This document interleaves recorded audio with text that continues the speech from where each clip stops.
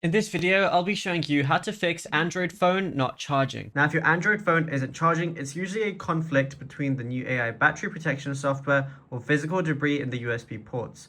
So, you can get a toothpick or a plastic dental pick, just avoid anything metal, and gently scrape the bottom part or like the USB-C area. If your cable feels mushy when you plug it in or it falls out easily, there's definitely going to be some lint inside or any sort of debris, so just try and shake it out as well.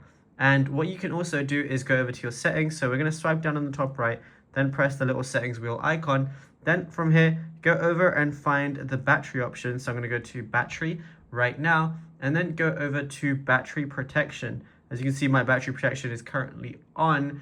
And if it's at a basic or limit to 80%, it's intentionally stopping at 80%. So, just make sure if you want to turn that off, you can turn it off temporarily.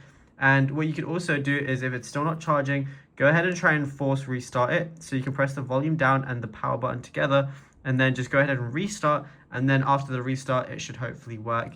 And yeah, then you should be good to go. Now, if you found this video helpful, be sure to drop a like and subscribe.